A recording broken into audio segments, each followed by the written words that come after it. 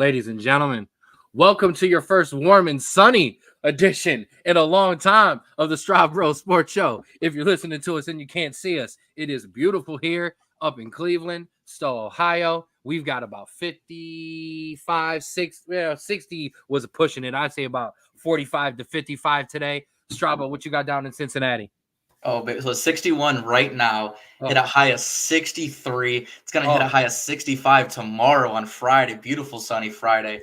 And I'm excited. I've been missing this weather since New Year's. Absolutely right. Absolutely. I have not double checked tomorrow. I know it's supposed to be nice up here. And then we're back to freezing cold again next week. So enjoy it while we can on Super Bowl Sunday. You're dang right. It's your favorite guys, mama, our favorite guys, everyone's favorite guys. The Straub Bros checking back in on this Super Bowl edition of the Straub Bros Sports Show. I came prepped. I came prepared, wearing something you Cleveland Browns fans don't know anything about. And that's a Super Bowl winner right here, baby. Is that right? Hats off top, baby. That was so uncalled for, and I apologize. Absolutely uncalled for, especially considering they haven't won one in this century. Yeah, you haven't won one in like 4, so that's okay. You haven't won one since they stopped or since they didn't count centuries, because there was only a couple that had happened. So yes, sure. The throwback Troy Aikman shirt or a jersey is on today. I pulled it out of the closet. It's still so pressed up because that's where it lives. But we're in for a Super Bowl edition. But we're gonna hit some big news first. We're not gonna skip over that, and we're gonna make you listen to our college basketball segment, and then we're gonna go to the Super Bowl talk. Make sure you stay tuned in for that. I will be looking at some live odds on all of the big betting sites, and excuse me, already fine. We're going to start finding when we have the cough and hiccup. That is straight stolen from the Dan Le Batard show. I love you, Dan Le Batard. So the fine number 1 goes to me. And I've got someone set aside that I want to throw at everybody to take a look at as well. I don't have a graphic built up because Big Bro is awful and has had a bad week and is ill prepared for the show. Bad on Big Bro. Shout out to the college kid who's more prepped. You're in prep mode. I don't want to hear you. So first thing is first. We have to shout out the peoples. Yes, the 216 Sports Network. That's where you can find us. That's where you're listening to us.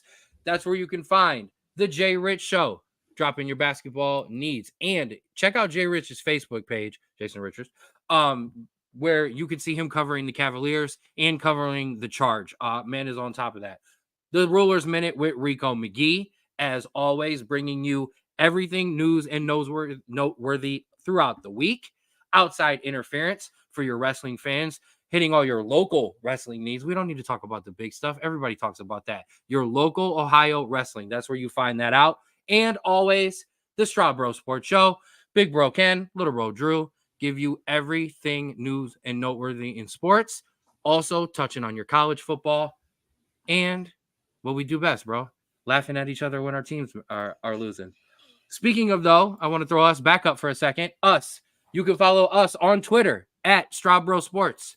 That's where you'll find a CSU post because I was at the game last weekend. Got to interview Mickey Purdue and the coach after the game. Check that out for us. Give that a like and a retweet. On TikTok at the SBSS, Straub Bro Sports Show. That's where you can find us. Putting together fun stuff there. Little Bro is putting together fun stuff there. When you see stuff show up on the TikTok, full credit to Little Bro. We've ran the ideas past each other, but the man putting in the engineering down there is the engineer. The Twitter is it's both of us, but the stuff that you will see produced on the Twitter a lot of time, if you're from looking at stuff from a game perspective, that's going to be from me when I'm covering the games. All of those things and everything else you can find on Spotify. Just search the Straub Bro Sports Show, and you can find not just that recent stuff, but you can head all the way back to the beginning and rock with us from episode 1, where we talked United States men's national team call-ups for Germany and Ghana friendlies. And we were so awkward the entire time. It was amazing. But it was the best first episode that you could ever possibly have. As I share out the socials, Little Bro, you are going to get us. Oh yeah, rocking. They were rocking the pink. CSU was rocking the pink for women's. Yes, for Women's Night. Shout out to Mom for that. Nice job on the TikTok there from Drew. Drew, get into the news and notes first with the Washington Commanders. Yeah, so we got some more NFL news. The Commanders fire offensive coordinator Bieniemy, Eric Bieniemy, which yeah. is Eric Bieniemy, which is a really weird thing, and then turn around and hire ex-Arizona head coach Cliff Kingsbury. A very interesting switch. I guess I can kind of understand it considering there was a head coaching change. Yeah, However, still really weird considering Bieniemy is considered by a bunch of people one of the top offensive coordinators in the league. But also, this isn't really terribly strange because this is a trend of Eric Bieniemy just not getting the normal progression that you see a coordinator get in coordinator for a couple years in a really good team and then to a head coaching job. So shocking, but also not surprising, I guess. get out of we don't share notes, so get out of my note file. Because I feel like you're reading right from my script here. You're correct. Um, can can this all be good and bad at the same time? Because this is how I feel about it. So I like Cliff Kingsbury being hired as an offensive coordinator. I think that's where he belongs. I think he'll be really, really good at it. I also think that for some reason, Eric Bieniemy and that Washington offense did not click. Now, there's been accusations that he's too hard on the guys, blah, blah, blah, blah, blah. What I also think was probably one of the bigger issues is a problem in philosophy. You have Ron Rivera, who is 100% a player's coach. You have Eric Bieniemy, who is 100% old school, going to kick you in the butt and not take your stuff. That worked when Andy Reid is your head coach, who Andy Reid tiptoes the line of being both. When you're with a guy who's a player's guy, that's not going to work. It's usually sometimes the other way around where the head coach is the dictator or the meanie. Um, if I have to be politically correct, I'm sorry. And the offensive coordinator is the guy you go to. He goes, no, I can hear it, but come here. Let me tell you what he means, though. So it's hard when you have that weird dynamic. But I 100% agree with you. Um, they had the most passing attempts in the league, struggled still as an offense. Players rumored to not be happy, like I said. He should have had a head coaching opportunity. That's the problem. So he should have had a head coaching opportunity. He still deserves an opportunity. And I think he's going to get picked up as an offensive coordinator.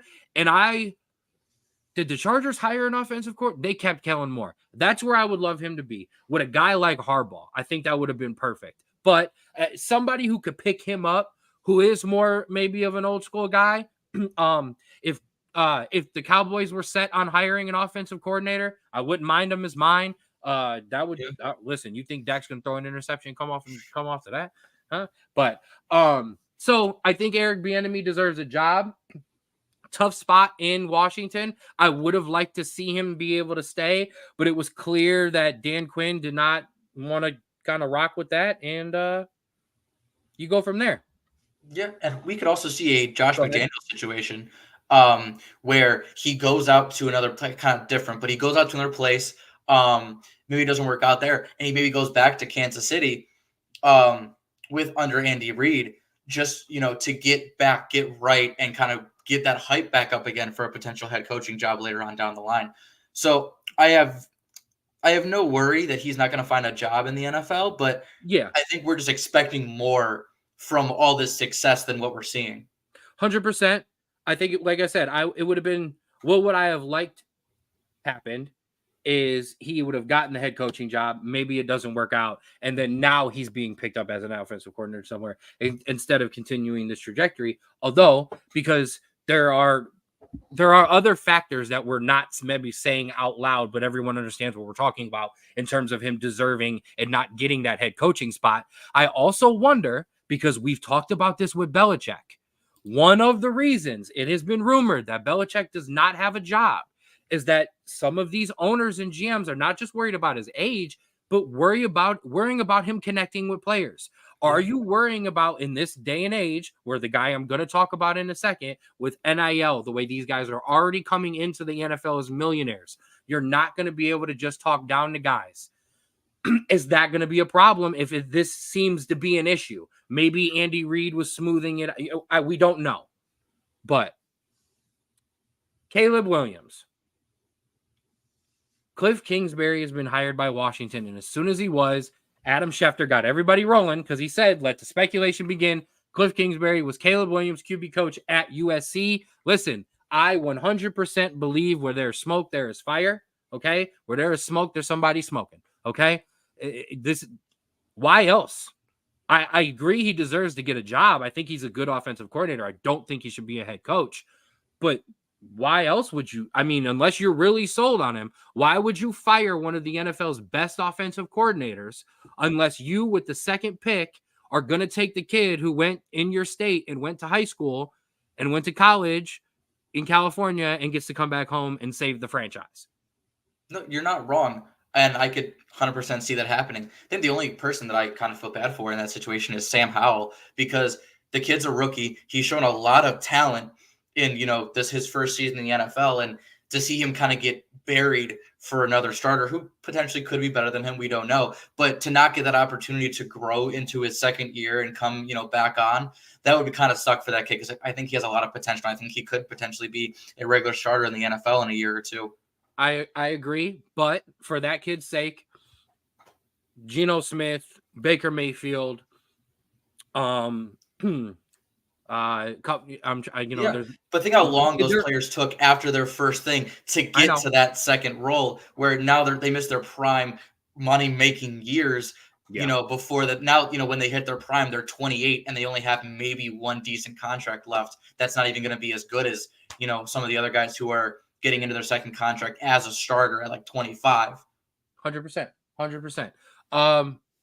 Anything else on that Washington situation? No, just we're gonna see what happens there, because I never trust anything Washington does, if I'm being honest. See, you're gonna make me do it. I hope this all fails. Okay. And listen, this is not, and I'll take this part out of it. I really liked Dan Quinn.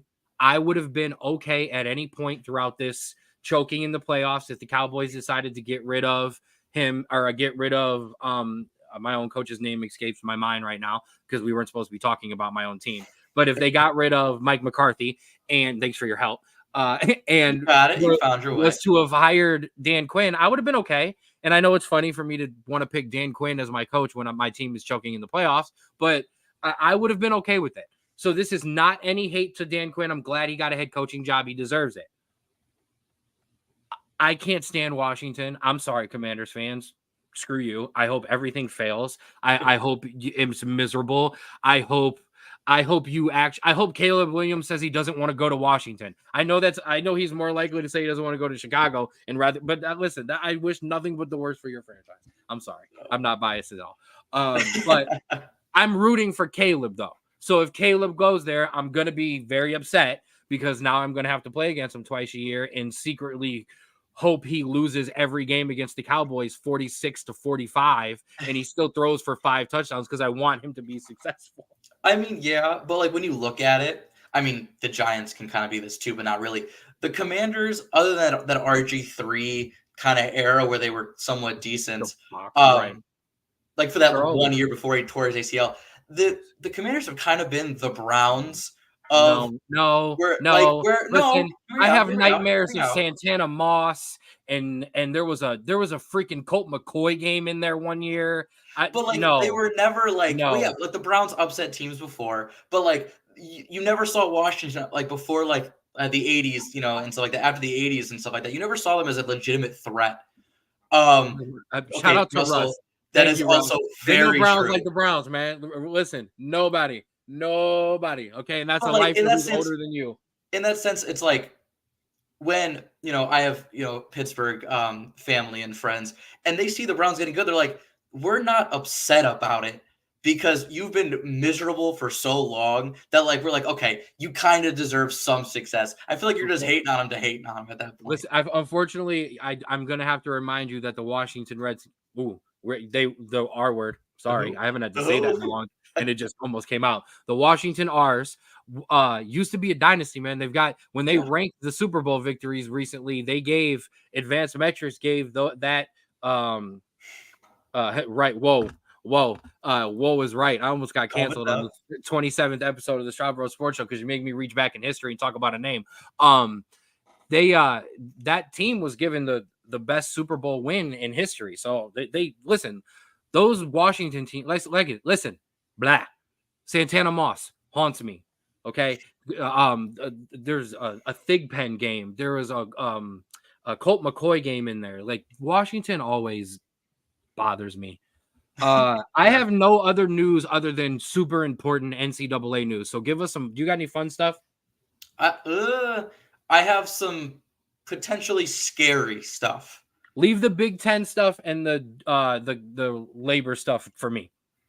Then I got nothing. Go ahead Then and let's do do your it. Then thing. let's go into the big stuff.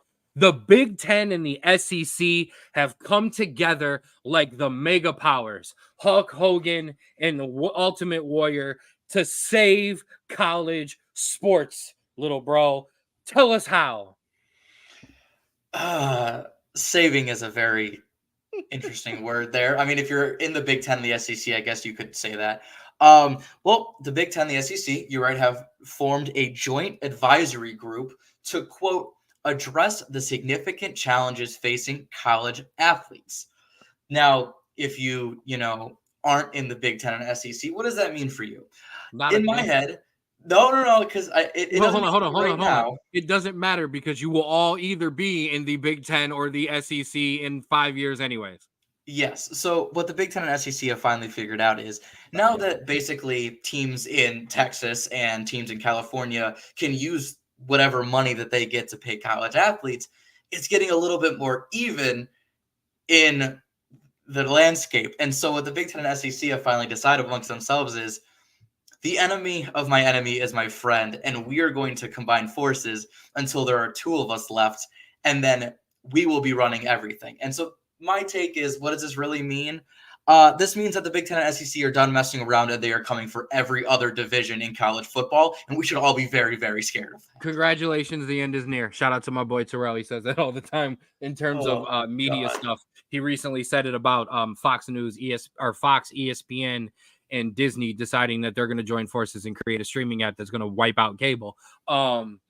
This is the Big Ten and SEC saying we're done. Fine, you want to have NEL, then the Big Ten and basically Ohio State and Michigan, and the SEC, Alabama and Georgia, when Mississippi and I should say Ole Miss and Mississippi State have all said we're done. We're tired of you all, and if you want to play by NIL rules, then we're going to run not only college sports, but we're going to branch off and we're going to do our own thing. If you want to know how to save college sports, do me a favor and Google Chip Kelly NCAA rant. It's beautiful. Chip Kelly. I don't care what you think about Chip Kelly. I don't care what your thoughts about him. We talked about it. He's right. We talked about it. He's a smart guy. He is going to save college football if that man decides to stop coaching and they bring him in and let him give his ideas. Okay. Which they won't. College football needs to leave. Absolutely. Thank you, Russ. College God. Absolutely. That Oregon team was no joke. Chip Kelly, still an innovator. The things that Chip Kelly did at Oregon are now the standards in terms of keeping track of sleep and keeping track of practice. The things that he did are now standard in college football. Chip Kelly, absolute college genius. College God. College football needs to separate. College football needs to be its own thing. Then we can realign all the other sports back to where the hell they belong. So the Pac-12 can go back to being a thing. I want the ACC and the Big 12 and the Big East. I want all of that to kind of shift back and be much better. I want all the Big 10 to kind of realign itself a little bit and not be so crazy. You don't need Maryland in the Big 10. I'm sorry. If you want Rutgers, I guess that's fine, but I think that's dumb. Rutgers needs to go back to what, that Big East, Seton Hall, stuff like that, where college basketball was great, when college football wasn't taking over the alignment of all of these teams. So we need that back. College football, go be its own thing. Let Nick Saban and Bill Belichick be the committee and all of this, because that is why, because it is in an atrocious state for right now. So that is what we need. Big Ten and SEC, please save us. Obi-Wan Kenobi, you're our only hope. Or whatever. Star Trek, Star Wars. Wow. I'm just trying to go viral for being a dick today, apparently. And we have one more big state of news before we get into the actual games. and it is major in terms of college. And we love college, so we're going to talk about it. A National Labor Board member ruled Monday that Dartmouth basketball players are employees of the school, making it possible for the creation of the first labor union for college athletes, giving them the right to not just negotiate salaries, but working conditions, including practice and travel. That is major news that is not going to get talked about a lot because they don't want this to happen. Yeah. To get a quote from the regional officer, they said, unquote, because Dartmouth has the right to control the work performed by Dartmouth men's basketball team, and the players perform that work in exchange for compensation, NIL money, I find that the petitioned 4 basketball players are employees within the meaning of the National Labor Relations Act, which basically means that these players, because they are doing work and they are getting compensated by it through the school, they are employees of it. Now, Dartmouth is an Ivy League school. They do not know Ivy League schools grant athletic scholarships. This does have a factor into that decision. However, I think the big question is, how far is this going to reach? Because non-Ivy League schools, other sports from non-Ivy League schools, and honestly, I read this the other day, even music students could potentially have arguments for very, very similar things, because as long as they get paid for a service that they are doing with the school, that makes them employees and entitles them to so many more benefits. So a slippery slope could be falling, and whether that's good or not kind of depends on where you side on this whole NIL thing. I feel good enough for a rant. So here's what it comes down to. Okay. First of all, that is great. And as you know, I was the better athlete of the two of us. You are by far the more intelligent, book smart two of the. It's beyond. Okay. Thank you. Okay. So once again, we needed the smart kids to get the work done for the rest of us athletes. Shout out to you Ivy League kids for going out there and getting it done for the rest of us. So, right. And I want to shout out to Russ, who I went to college with. Man, we absolutely went to college at the wrong time, man. Born in the wrong generation. But here's my thing. And I'm going to absolutely give credit to this because I've been listening to Dan Le Batard talk about this for as long as I've been listening to Dan Le Batard. So I think 10 years now. Man, I don't know. It feels like it's been that long. College sports is built on the backs of unpaid labor. Okay. The reason you love the college sports and the college athletes and the college teams that you do, just like me and just like that guy sitting right next to me, is because of unpaid labor that was not always paid or unpaid, but when it was just slid under the table. And then for the longest time, we all just decided that we were going to not pretend. We knew it was happening, but as long as you just didn't get caught too much, we were okay with it. And then the college athletes said, no, we're done with that. We've had enough. You make too much money off of us. We deserve to make money off of you using our names and our pictures and our jerseys. Like I said, and this is when it started. When athletes weren't able to go and buy books in the bookstore, but their jersey was hanging up and they couldn't even afford to buy that, that's a problem. And I'll be honest with you, as a kid who couldn't afford his second year accounting book, okay, but my entire soccer team was dripped out and had everything that they needed, yes, it becomes annoying sometimes, okay? Not that my NIL check would have been 47 cents, okay? I'm just saying. My NIL check actually would have been in whatever my family would have put in and bought off of the website that had my name on it, okay? So, but either way, now that they have it and now that it's there, everybody's mad that it's there. Get over it. I'm sorry that it's not under a blanket that looks like a pile of money anymore. Somebody just went, boom, here. That's the money. Oh, you uncovered the money. Yeah, get over it. They're employees. Let them make money. Well, listen, 46. We're not that damn old, Russ. Damn. Actually, as a kid, never mind. God, don't even start. But I'm just saying, everyone is now mad that it's there for you to see. I love it. I absolutely love it. It also gets me my NCAA video game back. But get over it. Let these kids make money. Most of them are broke. Most of them will never make it. You're mad about the 1% of these kids. Okay.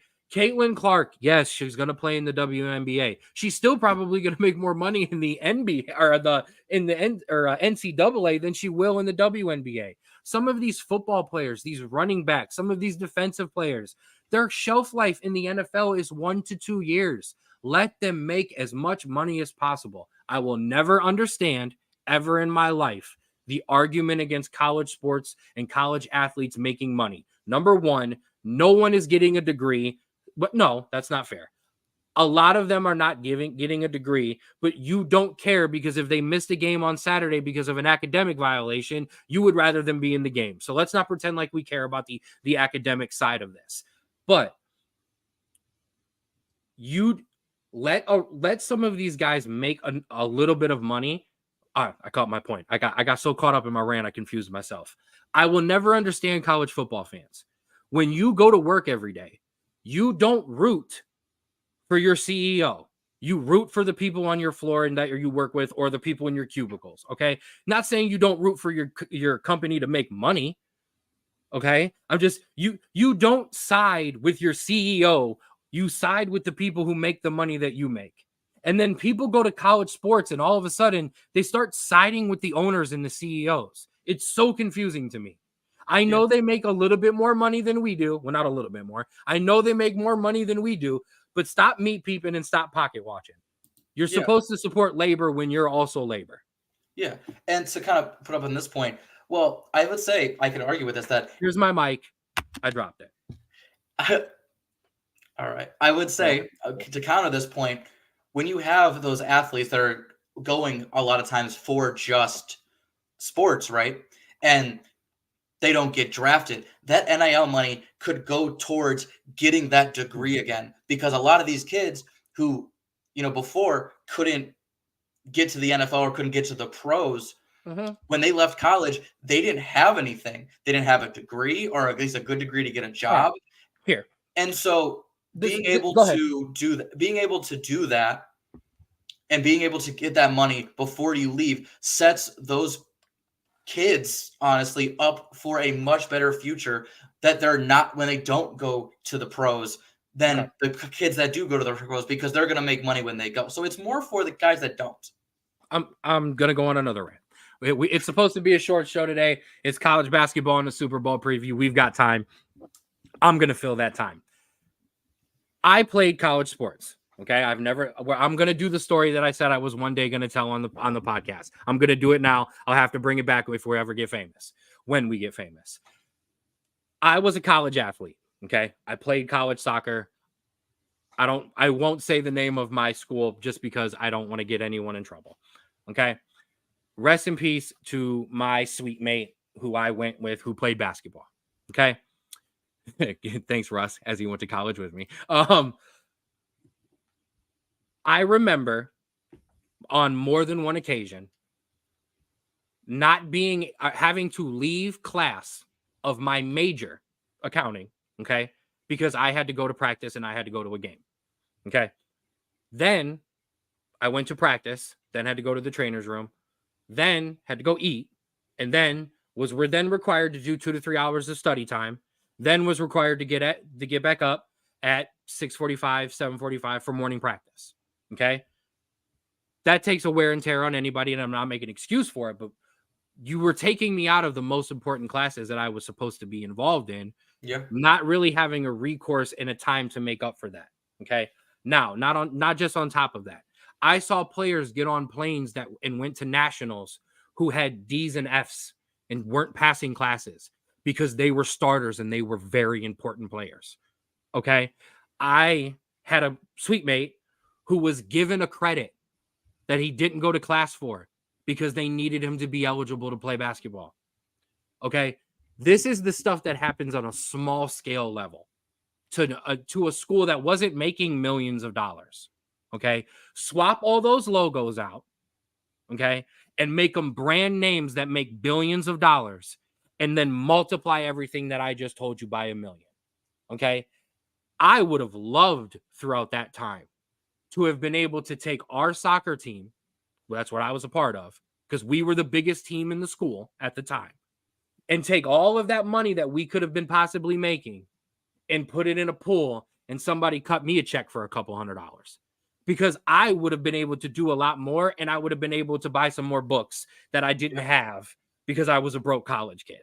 So stop with the pretending. Stop with the false advertising of this. They're there to get a degree. Stop it. I went to school to play soccer because soccer got me out of Bedford. Yep. I wish somebody would have sat me down and said, here's a check. Go get your damn books and get to class. No, you're not leaving your major early. Or, you know what I mean? So stop acting like these college kids are pointed in the right directions, because we're not, and we weren't. No. End of rant. All right. I think we talked enough on that one. Absolutely. Let's move on to the hoops real quick. Let's start with the men. Go ahead and take care of your graphic, big guy. Boom. As you see, I do want to give a shout out to UConn atop the polls for the 4th straight week. And no, you're not looking at something weird that happened on the women's side. That is South Carolina down there at number 15. Shout out to them for making it into the top 25 for the first time in 7 years.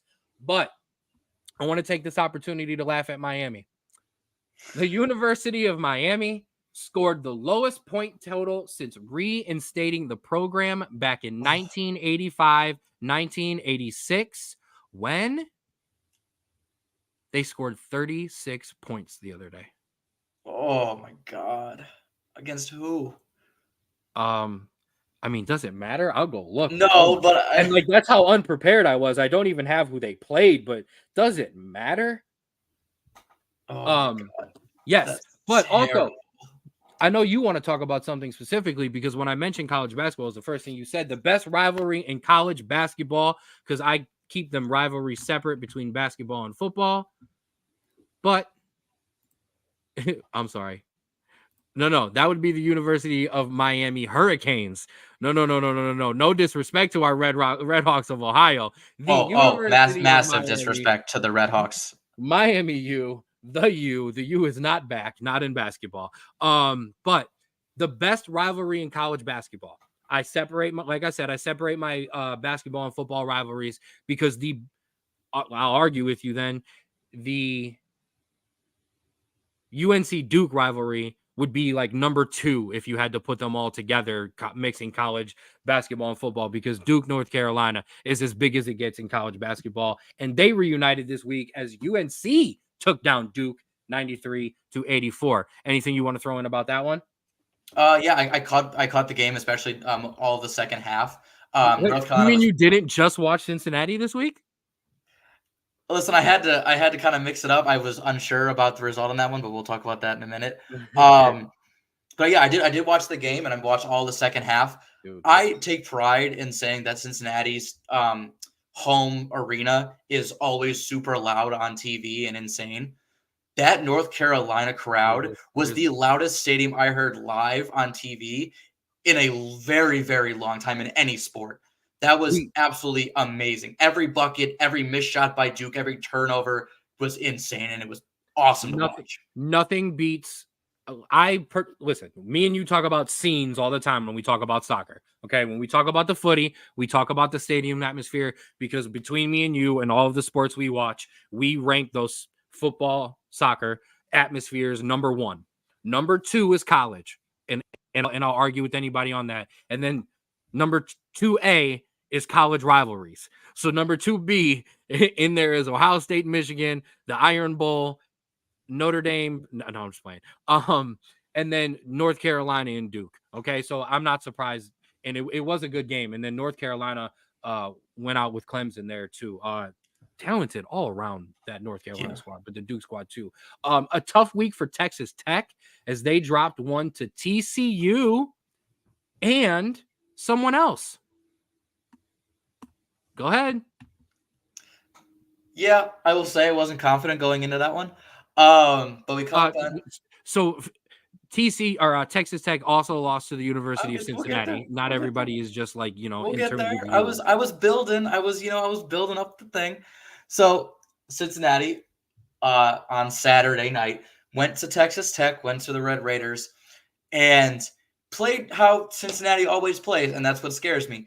They are super slow offensively off the jump, but they play amazing defense the entire game, and they give themselves a chance every single game, and that's exactly what happened. And lucky enough for us, some shots went down and we pulled away, and we came out with a very, very good victory against a top 15 team. And I want to put a stat out here real quick because I just want to point out the toughness and I think the physicality of this Cincinnati team. In Big 12 play, opponents of Cincinnati are 0-9 the game after they play Cincinnati. Just beating them up. And that's honestly not losing not always losing to Cincinnati, but just getting beat up. Yeah, and so does Joe Lenardi have a you got beat up and you lose the next game stat? Is that okay?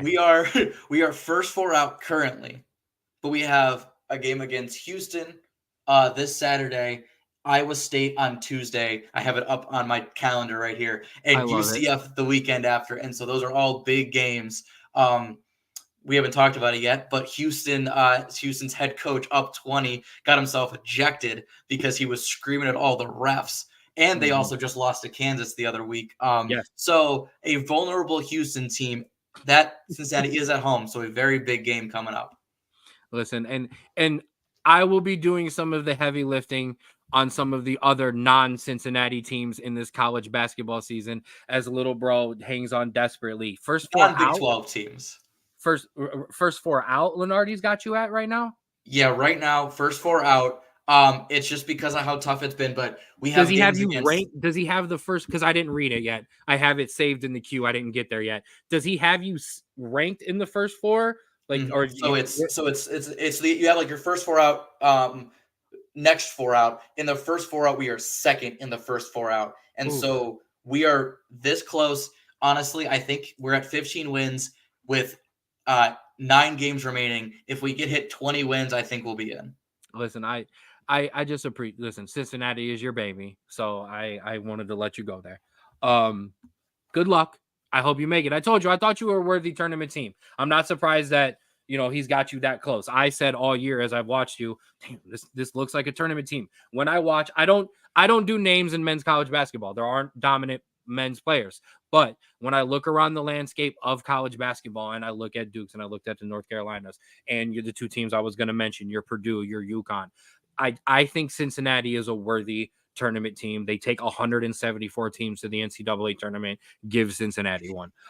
So that would be that. Oh, I do want to mention though, because as you put them up there, you do kind of notice for the most part, UConn and Purdue have separated themselves kind of, I don't know, away from the rest of the pack. I wrote down shoulder shrug because I wanted to give a shoulder shrug because there's parity in college hoops. That's what I'm happy about. Purdue's big man. I mean, Edey's a monster, but come tournament time, you get a big man in foul trouble and Purdue is done. So I will say this, and it's going to be a sneak preview to our March Madness stuff that we're going to do.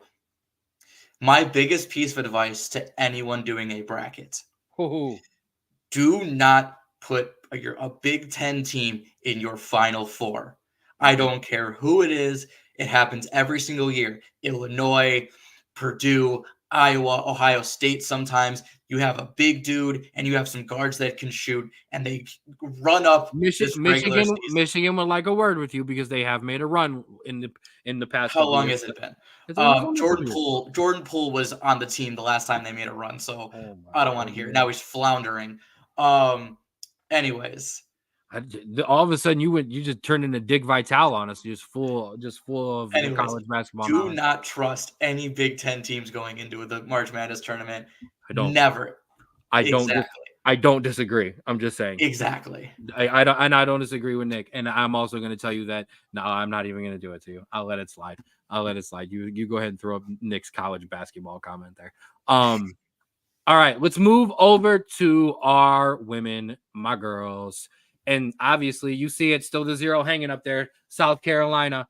I want to give a shout out to South Carolina guard, top scorer and rebounder Camila Cardoso, who is out for the Gamecocks as she joined the Brazilian national team for its Olympic qualifying. Shout out to you. Congratulations and good luck.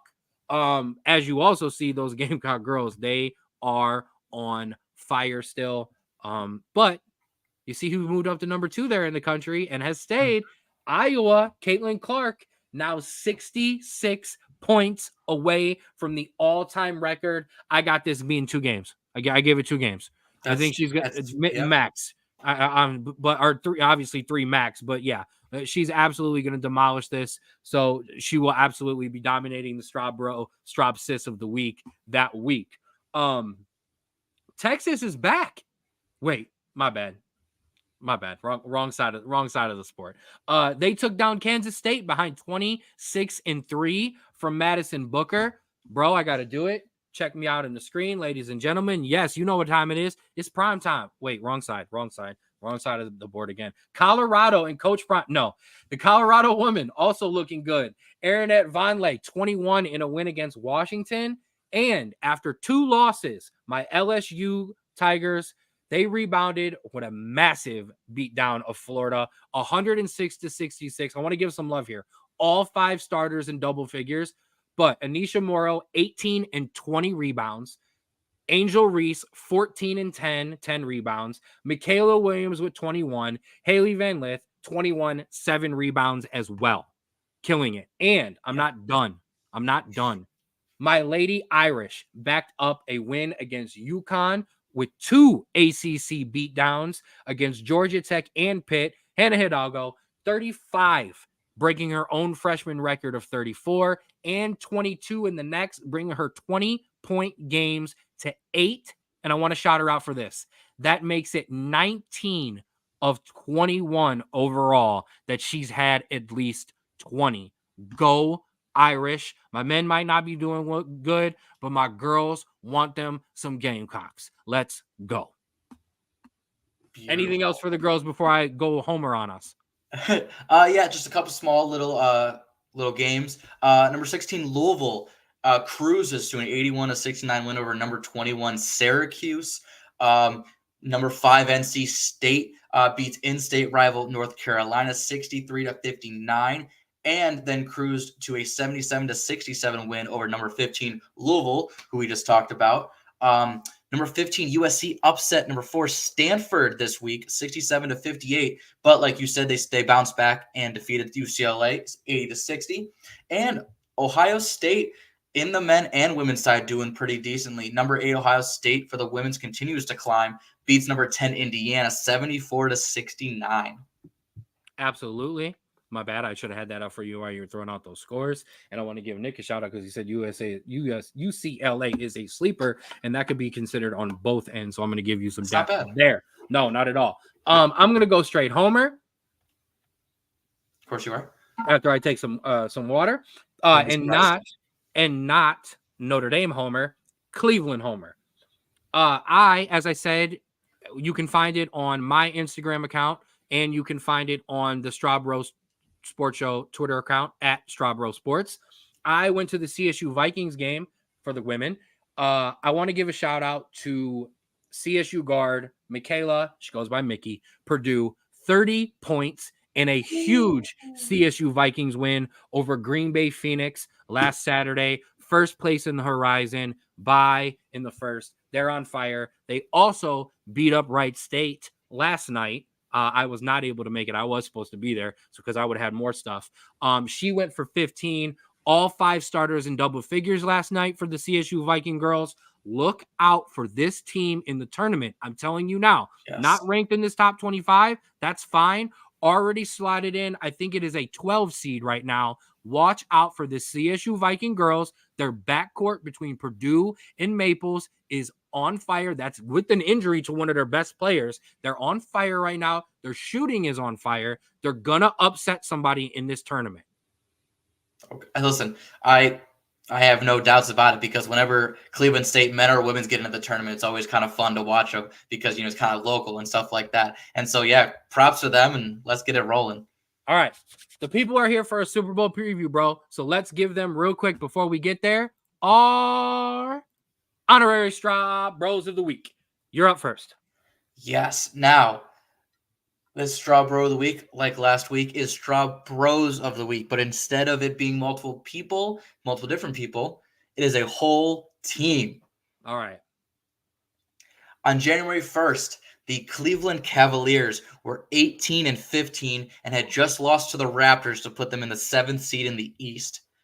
They then proceeded to go on a 15-1 run in their last 16 games, which is tied for the best record in a 16-game span in franchise history with the 08-09 LeBron-led Cavaliers. Woo. They jumped up to the second seed ahead of the Bucks, Knicks, and 76ers. They are led by January Player of the Month, Donovan Mitchell, who is averaging career highs in rebounds, assists, steals, and blocks. Spider. And oh yeah, he's averaging 28 points per game. He was just selected for the All-Star game and will participate in the three-point contest. Garland and Mobley have returned from injury. Jarrett Allen and Sam Merrill are huge players down the stretch, and this Cavs team is poised for a postseason run if they can stay hot. Whoo! NBA Insider, Andrew Straub. Make sure you check out the Jay Rich Show for your NBA needs following your charge and your Cleveland Cavaliers. But man, Cavs have been on fire. So I have my little setup here. I have my laptop. I have my secondary screen when I do notes and clip videos. And then I go 4-box college. And then I always put my Cavaliers on my side TV. Playing tonight. Play tonight. And if I want to know about the Cavaliers and I've already watched the Jay Rich Show, I just check into my group chat and I talk to my guy Nick, because nobody watches all 82 games of the Cavaliers. I'm not saying nobody does, but I know for a fact my guy Nick watches all 82 games for the Cavaliers. And we're gonna get in trouble, so I'm only gonna flip that up for a second. But yeah, Knicks got better. Knicks got better today. That is for sure. Trade deadline was today. I was finishing my prep as deadline ended, but I do not believe. Yes, listen, I'm not joking. And listen, the only person I know who watches more Cavaliers is Jay, because Jay's at the post and pre and game and post game, but Nick is just watching right alongside him. Yeah. So, they've been on fire. Just to say that Nick's comment real quick. I last week I looked at the standings and I think we were in 4th at the time, and I noticed the Knicks were in 5th. And if you guys know that's the matchup that would be in the postseason, I went, yeah. I swear to God, if we have to play the Knicks again and deal with that annoying fan base one more season, because it seems like we're always interlocked. In basketball, we play the Knicks all the time. In baseball, it seems like we're always playing the Yankees in the postseason. And so can we please just save us some time and not have to deal with that fan base? Please and thank you. I mean, I get that, but I also now understand why Father always preached about how much he hated the Yankees, because now I would like to actually go into New York and just stomp them in 4 games. That would be awesome. I want to point out, because there was a couple things that did happen today. Knicks and OG Anunoby signed the line for 3 weeks. Eric Beverly to the Bucks, or from the 76ers to the Bucks. Embiid, obviously he's out indefinitely. OKC Hornets finalizing that Gordon Hayward trade. I can't believe he's still playing. He's not that old. Yeah, but he couldn't jump. Listen, I think I can jump higher. Sorry, he had his foot turned at 180 degrees. I know. Royce O'Neal, David Rodney to the Suns in a 3-team deal. So listen, like I said, I have not caught up on my trade deadline right now because I was getting ready for us, but just a couple things right there. My Straub Bro of the week. I got a bro and I got a Straub sis of the week. No, it is not Caitlin Clark. My Straub Bro of the week. Yep, there he is. There he is. I knew old man would wake up and get off the couch eventually. Yeah, he heard Yankees and he heard Yankees. Gino Auriemma, want to give a shout out. He reached his 1,200 win, becoming only the 300, the third coach in D1 history sharing that award with Duke's Mike Krzyzewski and Stanford's Tara Vanderveer. Shout out to Gino Auriemma. Was part of what you could argue was one of the most dominant college runs of all time. That will be looked on with an asterisk in terms of parity and talent, because literally all the girls would go to UConn. But still, he's still winning, and that program is still good. Yes, we know. We get off your lawn. We got you. And then see, like I told you, getting that NBA insider even in the comments. Like I said, check out the Jay Rich Show. And my Straub sis of the week, Michaela, Mickey Purdue of the Cleveland State Women's Vikings. Hey, that 30 points that I told you about, that was on 11 for 14 shooting, 7 for 8 from the 3-point line. The girl was on fire. Quote the Alicia Keys, played in the background. Don't do that. We'll get banned from I YouTube. know, It'll get and taken down. I won't sing it because that won't be good. Go, like I said, go check out the @Straub Sports Twitter account, and you will see those highlights of her absolutely being on fire. And you will get to see me ask her in the post-game press conference. It has to be hard to want to come out of a game when you're shooting like that. And you will see her absolutely diplomatically amazing. I am the woman man answer. However you wanted me to phrase that. So there is your Straub Bros of the weeks. All right, dude, it's game time. Let's get to it. I don't even have a graphic for it. It doesn't matter. Ladies and gentlemen, it's time for the Super Bowl. Yes. The Chiefs and 49ers. We told you we were going to give you that preview. And in terms of doing the preview, what we're not going to do is go, this is the key for the 49ers offense. This is the key for the 49ers defense. Okay, you get the point. I got a couple questions that I'm going to ask Drew, and we're going to talk about, and I'll ask myself because I don't need Drew to answer my own questions. I can answer my own questions talking to myself. So let's jump right into it. Let me pull this down. Is Patrick Mahomes the greatest of all time if he wins this Super Bowl? We're going straight first take. Yeah, good Lord. That is probably one of the most knee-jerk things that we could probably ask. The answer is no, but it's fun anyways. It's fun. And I think if we move 10 years down the line, is this a conversation based on his trajectory? Sure. But the dude's only been in the NFL for like 4 or 5 years. So, for the record, I asked the question to get these kind of comments in your response. Of course. And so Brady has more rings. He's played longer. And if I'm being completely honest, Montana. When Brady came to the NFL and he was with Belichick wasn't the mastermind that we see him as today. He was considered a good coach. But not a great coach. And so, we'll see what happens in his next job. But after Brady left, the Patriots really didn't stay in contention for a bit. They got stopped by the Bills the year after, and they've kind of been irrelevant since then. Before Mahomes, Andy Reid was a great coach. He didn't win a Super Bowl with the Eagles, but he was a great coach. And so I think we have to kind of pump the brakes because I know what we talk about. I have seen people that kind of debate that topic. Great quarterback, amazing quarterback, top 10 all time already, in my opinion. But the GOAT, let's give it some time. Let's pump the brakes, but let's not, disregard everything that he has done so far. I'm just saying we're not there yet. So I wanted to, of course, here it is. Is he the GOAT? Record scratch? No, that's all right. It didn't play. No, but he's on his way. And this is what I want to say. So this is where I think we are at with Patrick Mahomes. Well, we did say we would never see a Joe Montana, and then we saw Tom Brady. I don't think are going to see another Tom Brady, but then now here comes Patrick Mahomes. I do want to say I'm not even sure, and I'm going to put this comment back up, Montana, and he said that like that on purpose. I know Nick. Mahomes hasn't passed Montana for me yet. I think Mahomes is great, but all time, I don't think he's passed Montana yet. He just hasn't won enough. He's only won 2 Super Bowls. Yeah. Let's calm down. But I do want to say this. He is the Brady of his generation. Oh, yeah. He is absolutely the Brady of his generation. And this is, I wrote this down. And I was not actually trying to do it race specifically. I was doing it almost in terms of what their winning has been. Josh Allen, Joe Burrow, Lamar Jackson, Peyton Manning, Drew Brees, Donovan McNabb. Except I think the Donovan McNabb, Lamar Jackson, I think he can get a Super Bowl. But in terms of talent and in terms of winning, I think this is what we're looking at. There's Brady, and then there's the rest of y'all.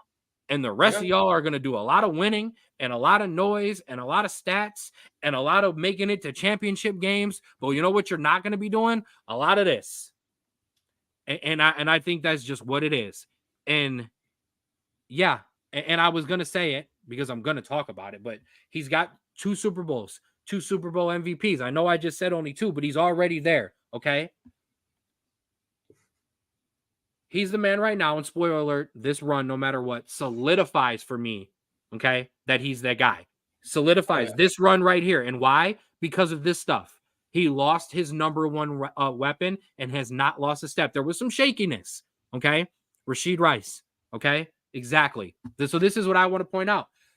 It's not just the big plays to Tyreek Hill, okay? Because like Brady, there were some years in the middle of that where it was the defense winning it and the offense was making just enough plays in the big games. So it's not like the GOAT, okay, just went out there and just bulldozed everybody, okay, like those Oakland teams, okay? But early on when people said Brady over Montana, it was, you're crazy. You're crazy. So you're not crazy for bringing this argument up, okay? But they did the first one. You could argue first 2 with the offense. The first one was offense. They were smoking teams, okay? Travis Kelce all over the place. Tyreek Hill, unstoppable. We've seen what the was for him doing the Cincinnati thing. We've seen what Tyreek Hill has done to the Miami Dolphins offense that has taken it to another level, just him by himself. He was in the MVP race. You could argue he was second or third, or he could have won it because he was that valuable to that Miami team. The first Chiefs Super Bowl is offense. The one that they lost, they should have 3, is because they didn't have an offensive line.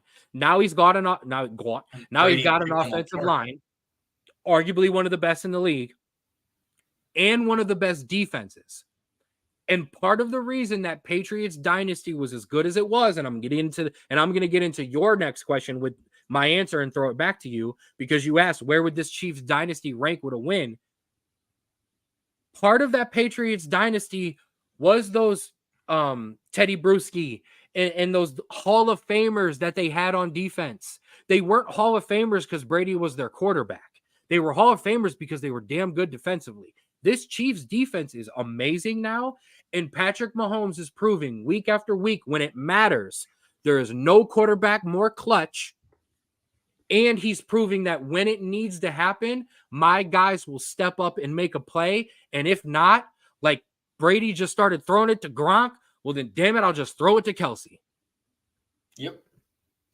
No, yeah, exactly. And that's why I think he's obviously on his way. I think we just got to sit back and enjoy the ride. Like everyone hated Brady for the longest time because he dinked and dunked his way to a bunch of Super Bowls. But we look back on it now and we're like, dude, that dude was legit. You had he was the king of, there's 2 minutes left on the clock. They're down 3. He's getting you a touchdown. If the Chiefs win, where does this dynasty rank? Because I got one. So Nick, we will answer your question coming up. Doesn't touch the Patriots yet. 9 Super Bowl appearances, 6 wins in 18 years. Like ridiculous run. Honestly, if I'm thinking about it, and I don't know if you have this note down, they're on a very similar level as the 90s Cowboys. The 90s Cowboys had these 90s Cowboys, Troy Aikman, baby. They had 3 wins in 4 years, and if we want to take it even further back, the Pittsburgh Steelers of the 70s, 4 wins in 6 years. You're pissing me off now.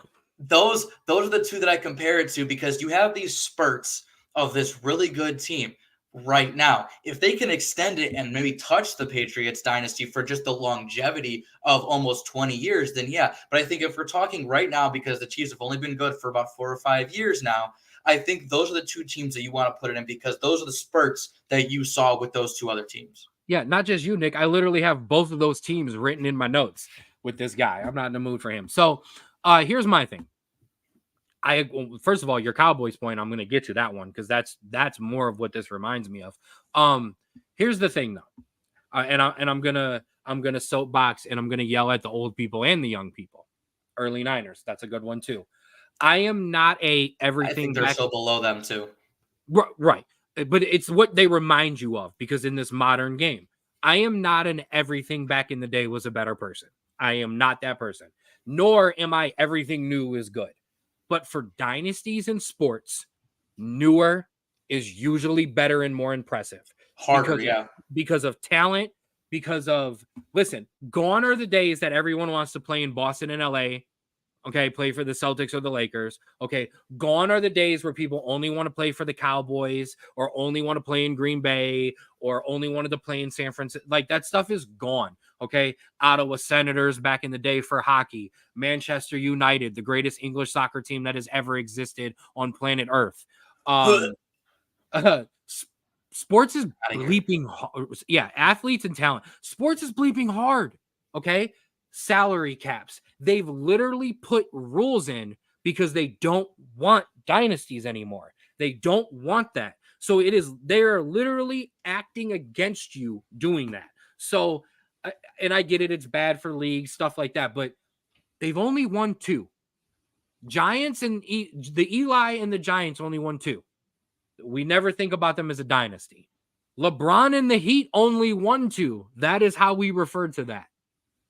2 is not a dynasty, but, and this is what I said, Dallas won 3.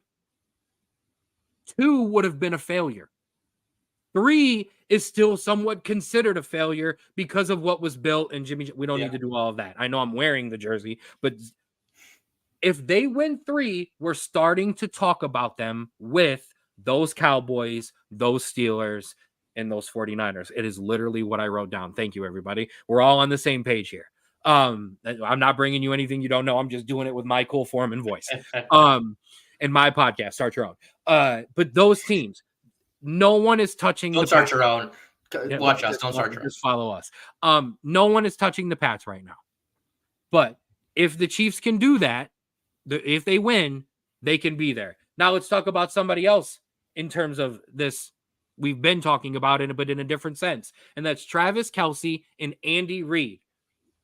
Are they done after this game?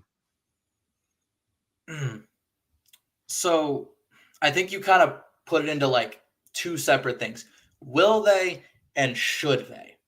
So I think we're going to go on a limb and say, if they don't win, I don't think they're retiring, at least not Andy Reid. Travis is still kind of 50-50, but I think Andy still is enjoying, is having a good time. If they win, it's really tough because should they? Travis Kelce is at the height of his popularity. He is dating the most popular pop star in the world that literally, if they continue, he won't have to make money the rest of his life. Like, that's just how that works.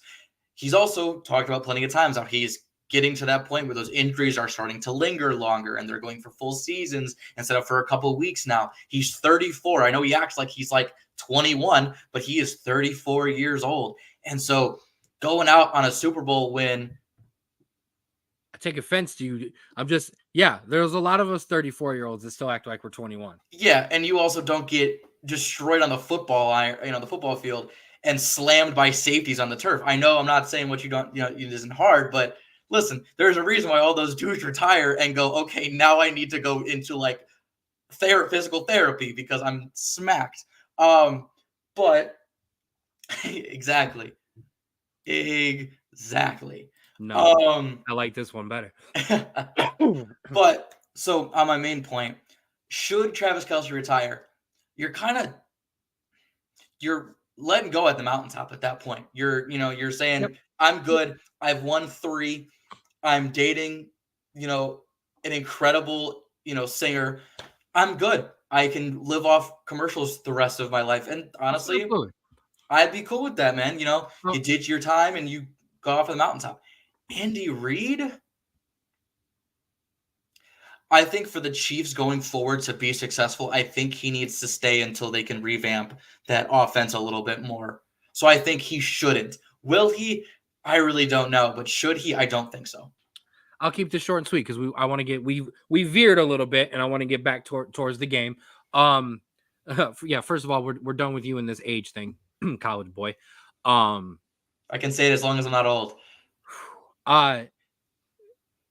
Andy Reid Well, first of all, we're gonna break some news here. Okay, Taylor Swift during the Grammys, after the Grammys, let everybody know she had a new album coming. What you don't know is there is a new song on that album. It is called "Retirement Blossoms," debuting, where she lets everyone know that Travis is running off in the sunset with her to be married and to live blissfully forever. Shout out to when that happens, because it'll be 3 weeks of 1 week will be Drew giving you Straub bro crying about Travis, and then the next week will be Jason, Stop and it. it'll be one of them together or both of them Stop together. Any player who wants to walk away after accomplishing with Travis and Jason Kelsey, because I'm going to lump them both together because I honestly think they're going to do this together. But any player like Travis or Jason that is accomplished with, thank you, Nick. Thank you, Nick. I appreciate you. April 19th. Look out for it. Retirement Blossoms. It'll just be, or no, it'll just be 87. That'll be the name of the song. 87. Yeah. 87 is the name of the song. Already got it. Taylor, you steal that idea. I will clip this and I will at least take a little Suing. bit. No, we ain't suing. Royalties. No, just a Royalties. little. Yeah, Royalties. yeah, that's it. No suing. We can communicate. We don't need to. We know. Oh, Nick, we know why you put it up. That's why we appreciated it. But like I said, any player like that who wants to walk away. Spoiler alert. Yeah, it's on there. Let's go viral God. now. Anybody who wants to walk away from that and be done and not get hit anymore, and they've accomplished what those guys have accomplished, I 100% get it. Andy Reid, I'd be surprised, but at the same time, I'd understand it. I really would. If he walked away, I would get it. If he did, I would still be somewhat surprised. And yes, Travis is supposed to have a verse on it. This got off the rails so quickly, and I love it. Question. Listen, yeah, go ahead. Let's say Travis retires. Okay. All-time tight end, where are you putting him? So I've heard a lot of people who, like, all of a sudden over this past 2 years, I'd say 3 years. No, 3 years. Yeah. Started calling him the greatest pass catching tight end. Wow, I can't talk all of a sudden on my own podcast. The greatest pass catching tight end of all time. I think you are absolutely prisoners of the moment. And I think you forgot literally a guy who just retired named Rob Gronkowski, who actually has an argument as the greatest tight end of all time, because people who do things that are way smarter than me in terms of watching NFL footage look at Gronk as the greatest blocking tight end of all time.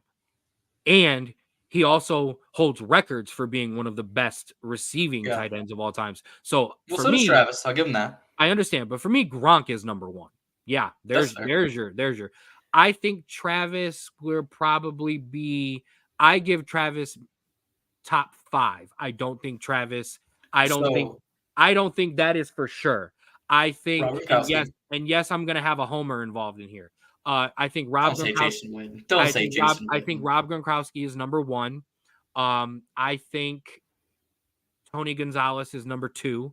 That's fair.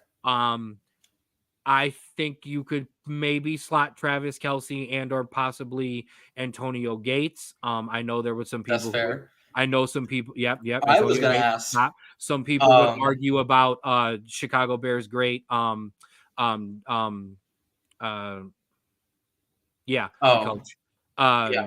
Ditka. But yeah, sorry, Mike Ditka. I had the Mike. I couldn't get the last name. Mike Ditka. And I don't care about the star on my jersey. And then and Kellen Winslow, not junior, senior. Kellen Winslow is up there. Jason Witten is also a top 5 to 7 tight end, and I'll fight you on that.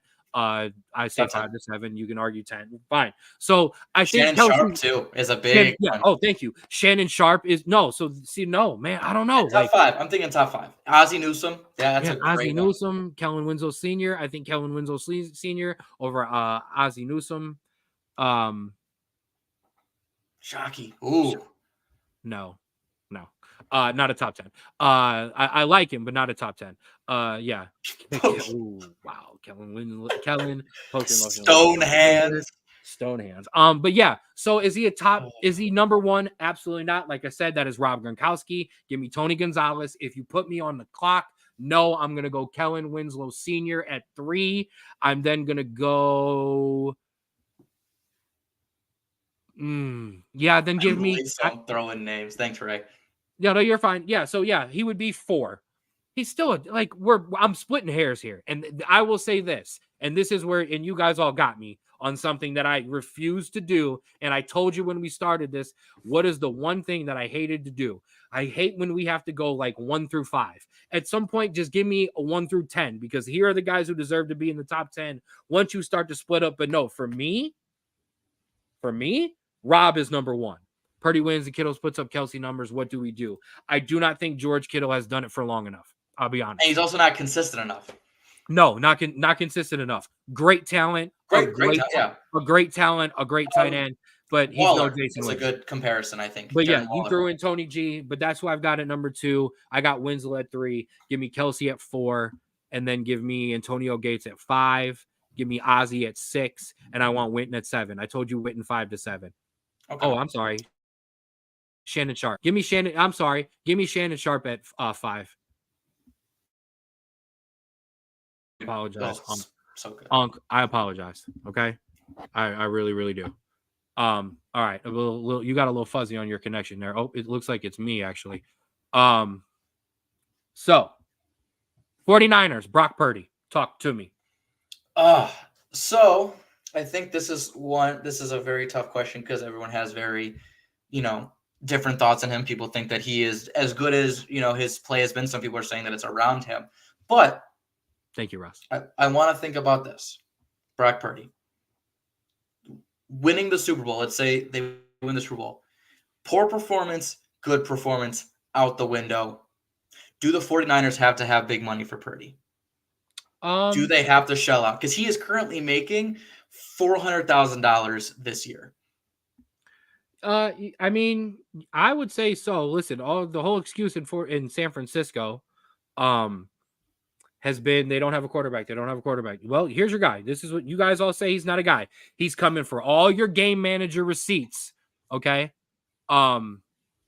He's coming for all your game manager receipts if he wins this game, but will the lights be too bright? Courtesy of Jalen Allen. I love that. Oh, that was so bad. I got, dude, that amount of flame that we got on that. Oh. I know. And Brock isn't going to be cheap forever. Like I said, this is what breaks up Super Bowl winning teams. Ask the Seattle Seahawks. Okay. Yeah. Ask the Patriots how it happened. Tom Brady never taking that contract. That's what happened. Yeah, they got to pay him. You're gonna have to pay this guy. Okay. If he's staying healthy and he's leading you, you got to pay him because he's clutch. You can call him a game manager. Listen, Tom Brady was a game manager, and so was Joe Montana, and they're the two greatest quarterbacks. Okay. They're the 2 greatest quarterbacks of all time. That is the best comment I think we've ever gotten. Listen, sometimes I regret telling you mother bleepers to come in and join us. All he's got to do is hand the ball up to the greatest white running back since Peyton Hillis. Mike Allstott would like a word with you. Hold on. Yes, they're gonna have to pay. They're gonna have to pay Brock. They're gonna have to pay Brock Purdy. Peyton Hillis in that 1 year stretch, I thought that was the turnaround that we needed. That dude, oh my! And then he gets the flu and holds out for a contract and was never the same again, and it was terrible. Yeah, because it was the flu. It wasn't the flu, but first of all, and this is why we tell you to come rock with us and come comment on the show, because listen, we have fun with this. You're a part of the show. Shout out to you, Ray. I also have to tell, we're in storytelling mode today. We're on vacation. Our first vacation in Hilton Head. Little Andrew Straub is 9. I think we did the math because I was actually no Rex Burkhead love. Yeah, no Rex Burkhead love. And then this, of course, from another diehard Browns fan. He's a hero. He is a hero. Yeah, actually, no. And hold on. Let's get to the funny. Okay, we'll get the serious stuff out of the way. He was actually in the hospital recently because he saved, was it his own kids? Mm-hmm. He saved this kid's life from drowning. Okay. Yeah. So first of all, he absolutely is a hero. But this is not a serious show. This is a show about jokes. So we're going to tell jokes. We're in Hilton Head. We're on vacation. Little Straub is 10 years old. We did the math because we were actually looking at a picture yesterday from vacation the other day. Me and the girl were. You are such a tiny little being.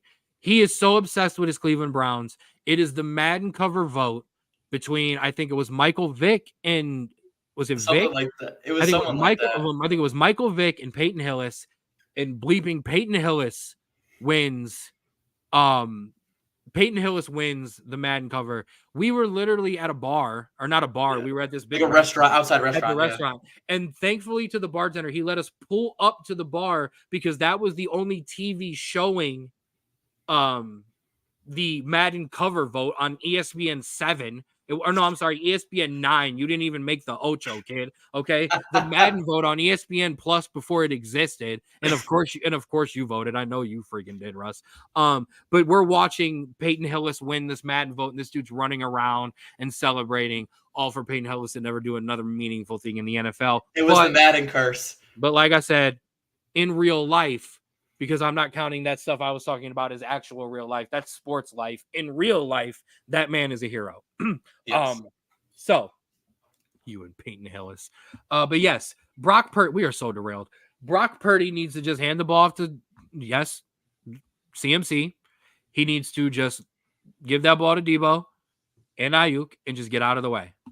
No, not the Ocho, Dad. Not the Ocho. Not even the Ocho. Not even the Ocho. So here's what I got.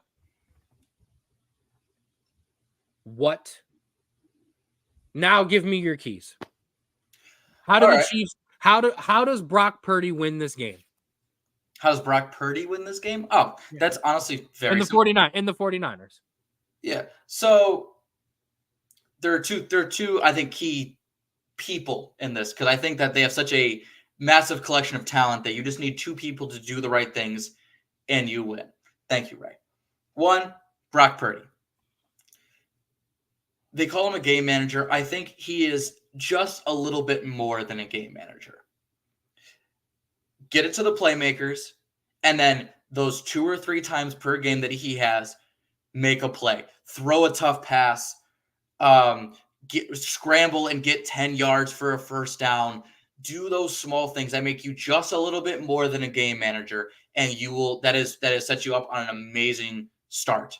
The second person is Kyle Shanahan. You are facing the beast. Andy Reid with time to prep. That is insane. Go ahead. Yeah, it is insanely hard. They have Andy Reid with one of the best game planners of all time. For San Francisco to win, Kyle Shanahan needs to come out with something to just disrupt that Chiefs offense and confuse that Chiefs defense. Because if you play into the hands of Andy Reid in the first half of a Super Bowl, you're done. You are done, because he is one of the best game planners and game managers in game of all time. And so if you get down early, it's kind of done. And so he needs to come out and shake it up for the 49ers to win. Be the offense that you have been all year. Do not be the offense that you looked like for 90% of the playoffs until you got to the last quarter of that game, where in the championship game, where you finally decided to be San Francisco. So that is number one. Number two, I do 100% agree with Nick's other comment, but all of a sudden my mouse don't work and I can't click on comments. That KC front line. They're going to be hurt. They're going to be missing some players. But comments already distracting me. That defense is legit. It's been legit. And all it has to do is this. All it has to do is being good enough to do what every other team has done to San Francisco for the last couple games, and that is trip them up, okay, and allow the man to be the man, because you have yet to be the man, and them alligators is not on the ground, and Space Mountain is a roaring. So ladies, come on down. I'm sorry, we're going to get in trouble for that one. But listen, you can't hold him down. The champ is here. Woo! 2 claps and a Ric Flair. So I agree, and we've been praising this Kansas City defense this year, because that's the thing that's really been pushing them further than we thought they would be. However, about this front line, we do give credit for that defense. However, when I looked into it, it is mostly their passing game that's been helping them. They are number 2 in points per game, number 4 in opponent completion percentage, number 2 in opponent yards per pass, number 4 in yards passing per game, and number 1 in sack percentage. So their passing defense is great, but they're 25th in opposing yards per rush. And so if San Francisco is going to take care of that, is going to handle that defense, they need to do it through the running game, because I don't think Purdy is a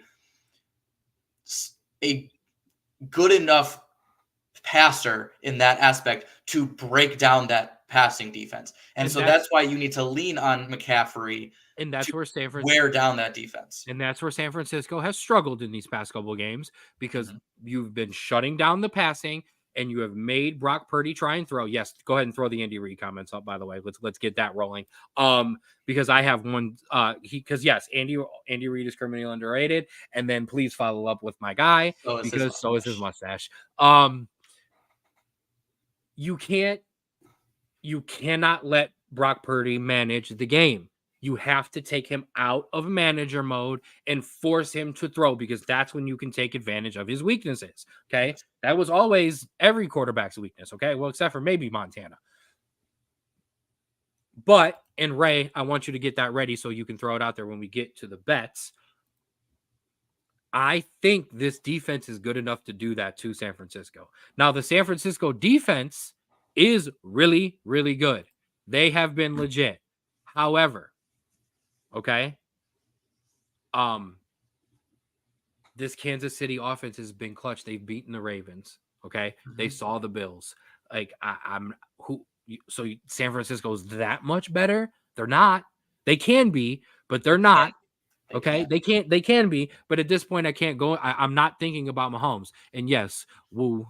Yes, and yes, we're gonna go full dusty, baby. It's not a Straub sports, yo. If I don't give you a dusty rose, baby, because it's about hard times, and the Chiefs keep overcoming those hard times. And yes, we will throw this out there. Get this question out, football boys, the footy boys. Will it come down to a kicker? You better do your damn jobs. It always comes down to some kind of kick. It absolutely comes down to 3 points. There's always 3 points, won or loss, in one of these halves. So I will say this. It is in Vegas. Or no, yeah, it's in Vegas. So it's in that dome. So I don't want to hear bleep. There's no weather. Okay? There's no wind. There's no nothing. So get down and make your pressure. Laces out. Laces out. Listen, remember laces that. Out. Laces out. Laces out. Make your pressure kicks. That's what that comes down to. So, all right, bro. If that's the kick that gives me 31. Yeah, I get you, because Ray had a 31-20. So as you give me your rundown of a score prediction, now let's not do score prediction. Let's get to the bets. Because there are some fun ones. So here's the thing I encourage. Oh, I don't know if I'm allowed to encourage this, but if you want to bet, there's nothing better. This is the most fun you will ever have opening a betting app. Okay. I don't know if I can actually show this on this. Okay. Those are all, that's just betting. Okay. I got them all. Okay. So if you want a little bit of FanDuel, I got it. If you want some Bet365, I got it. If you got ESPN, I got it. If you got DraftKings. Gambler. Hold on. I'm calling someone for something. I've got DraftKings. I've got the Hard Rock. I've got BetMGM. I've got your odds everywhere that you need. It's for research. Hello. But I actually, there's a couple really, really good ones. And if you've got some, put them in the comments and share them with us, because I'm going to share some with you. Here's one that I really, really, really, really kind of like. Each team to score 1 touchdown and 1 field goal in each half. Okay. Plus 2,200. I like it. Listen, I'm not giving you little stuff. I'm not giving you little babies. Okay. You can go cook up little baby parlays on your own. When you want Straub parlays, this is what you get. Will there be an octopus? A player touchdown plus 2-point conversion. Plus 1,600. Okay. I was like, plus 1,600. That both of these teams love to go for 2. Just saying. And there, Ray throwing one at us. An exact score, 31-20, 25,000. Love that. Love that. If you think you know the scores, do it. Oh, and also, if you don't know this, I'm going to give you a little bit of degeneracy. You can get Super Bowl squares on all of these websites. So if you want a square, you can go get the squares you want. Now, obviously, the payout's going to be depending on, 4-8 and, 2-0. The better squares are not going to pay out as good as the bad ones, obviously. But I'm just saying, kick of destiny. If you want to mess around with Gronk, I'm going to be honest. I don't know how much I trust that. Either way, it just seems very, very fishy to me. Right. Who's leaking the script? I've not seen it yet. I've been trying. I've been looking. Oh, I didn't send that to you? No, you didn't. Oh, okay. I'll send it to you afterwards, and we'll talk about it. He's missing. If the electric goes out, plus 1,800, absolutely. Now, I will say this. It's unfortunate. Small things are not eligible in the state of Ohio, like color of Gatorade and stuff like that. But if you plug in to Vegas and you are able to go and make some bets, tails never fails. Heads is always the way to go. I don't know what you want to do on the coin toss. Over under on the national anthem. Who's singing the national anthem this year? Let me check that out real quick. Okay, you Google that.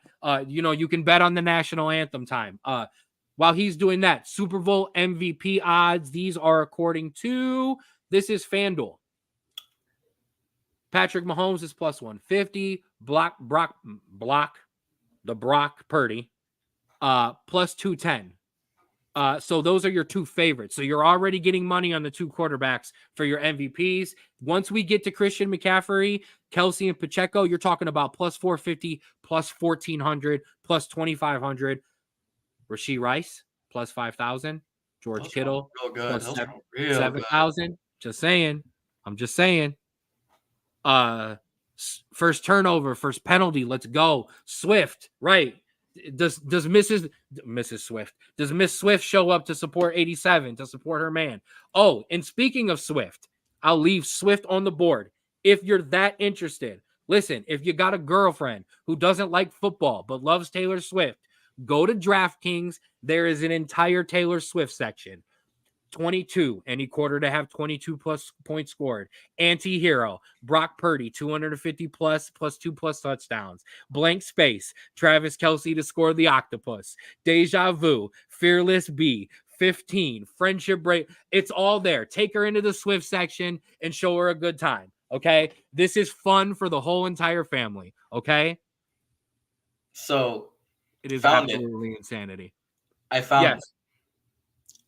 I am going to smash the over on whatever it is. Reba McEntire is singing the national anthem. She is going full Star-Spangled Banner. This thing's going to last like 10 minutes. So, hammer the over here. I'm so that's a given. How many bites to finish a hot dog is minus 250, unless now I have heard that Nathan's hot dog eating champion that might be there, so that will go down. 80, 87 for the octopus. Man, to do the touchdown and to score the 2-point conversion, I like 87 for that. You too. So just only famous Irish rock band. Right. Insanity.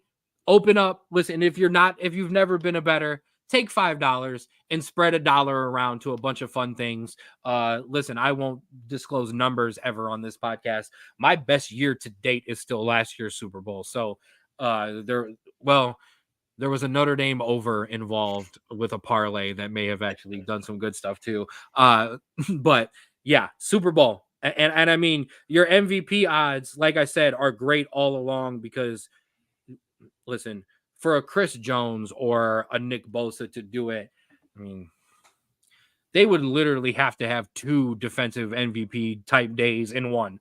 7 interceptions, stuff like that. So, and yes, bonuses are hot for the newbies. Not that we are promoting degeneracy here on the Straub Sports Show, but this is fun. And if this is the only time of the year you do it, this is absolutely the time. This guy makes that face, but he's going to go put some Super Bowls. He's going to put some in. He's going to cook up some receiving parlays. Some stuff I do want to – there is a couple, and I will give a shout out to ESPN on that one because and I'm gonna read the Stanford Steve special. 1-800-GAMBLER. Absolutely. I do have a link. Oh, that is awful. Of course you He's do, trying to Nick. get the $50 per new Yeah, customer. Nick's trying to get his own free buckets. The Stanford Steve special. Shout out to Stanford Steve. Christian McCaffrey and George Kittle each to record over 3.5 receptions. Juszczyk to record 1, and Pacheco to record over 65.5 rushing yards. I love me some Stanford Steve special, which he then can use on bad beats himself when he gets beaten. So like I said, there's a lot of fun stuff. I like some of the overs on passing yards. I like both quarterbacks above about 230 to 240. I like both. I like Pacheco over anything over 60. I like your over on anything above 6 to 7 receptions for Travis Kelce. I do like Kelce on the octopus, but most odds I think have been. Some of the odds have not had him to individuals to do it. If you find it, let me know. Drop that in my comments and at me on that one. And you know what we didn't actually talk about? Kind of the important thing. And that would be 49ers minus 1.5. Over 47.5. I like it. I like my overs. Even if I didn't like the over. Oh, hey. Shout out to my guy. Ray knew what I was talking about on my overs. And you know what, Martel? I'm going to open that up and I'm going to tell you, because the one thing that I've talked about with Bet365 is I love it, but it is European based. So their soccer odds are amazing, but sometimes their Super Bowl ones get a little bit kind of wonky. But I've actually got it loaded. And here you go. San Francisco -2 on Bet365. That over still sits at 47.5. Like I said, I love that either way. Give me some same games. I mean, you want to do some touchdowns, man. McCaffrey, Kelce, Debo, that's plus 600 sitting there, Martel. Same game, McCaffrey, and then 50 and 50 on his receiving and rushing, plus 350. So, yeah, you got good stuff all around. I'm telling you, take a day, Saturday, and throw your $10 in, or your $100, or your $1,000, or your $5, whatever your budget, your gambling budget might be. I'm not here to judge you. And play around, because you can get some really fun stuff. Don't link everything together. Oh, I'm sorry, I was talking to myself. 11 game parlays, like 7 of them. Hedge your bets, folks. Hedge your bets. All right, I'm putting you on the spot. Andrew Straub, give me a prediction for the Super Bowl. So, my head and my heart both say Kansas City. They're on an insane run. San Francisco is kind of not limping, but struggling with getting there. I'm with you, Joe. But unfortunately, my pride is too much, and I'm going to do it again in case some of the folks here missed it.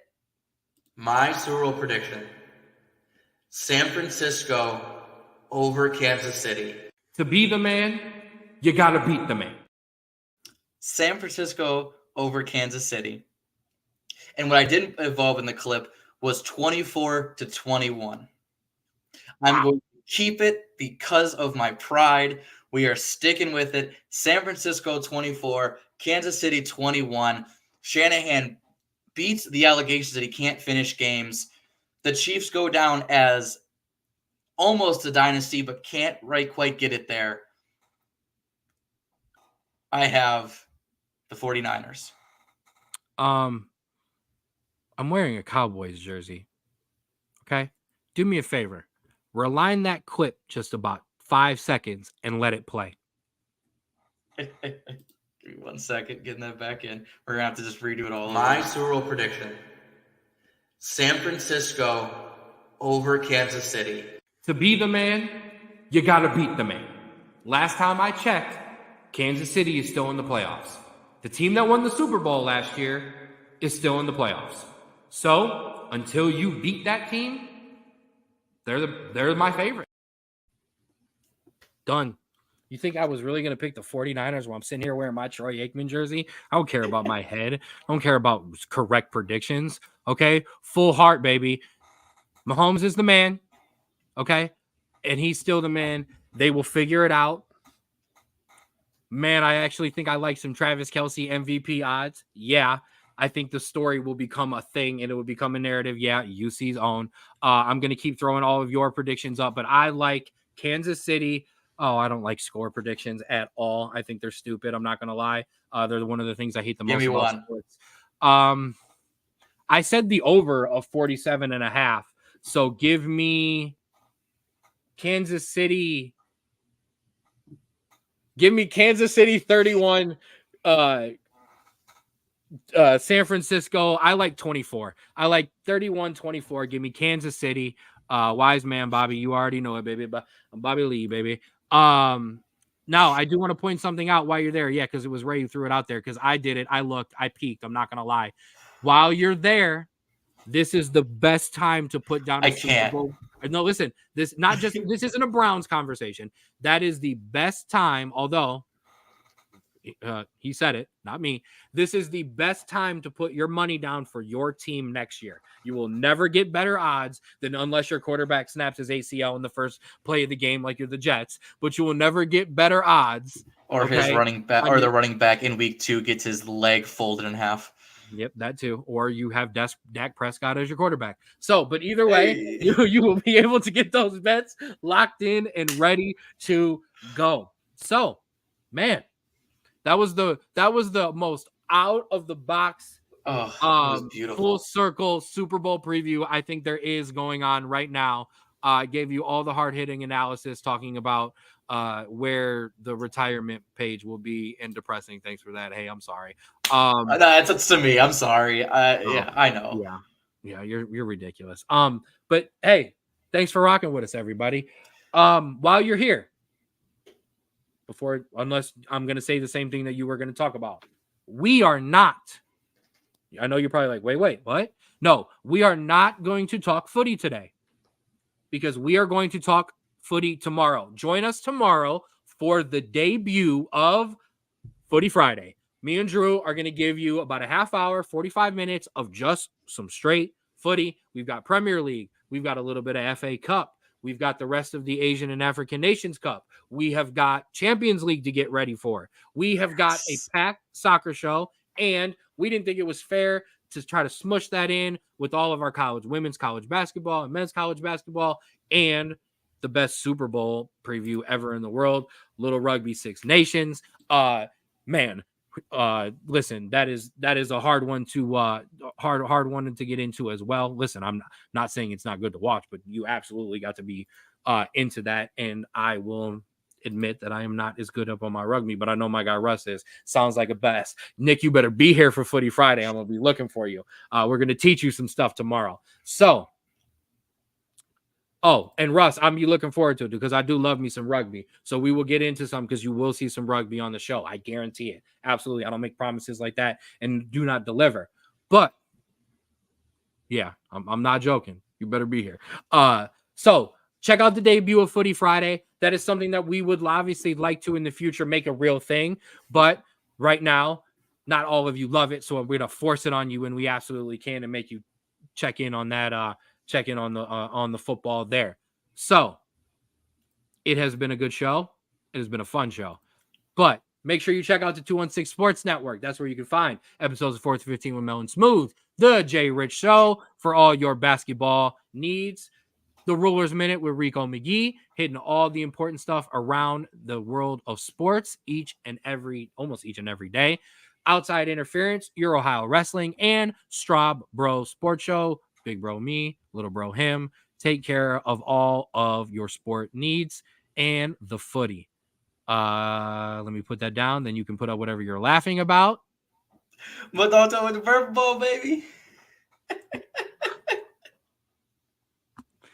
Oh, I can't stand any. You know, that's not even a plus. That's like a minus 300 because that's guaranteed to happen.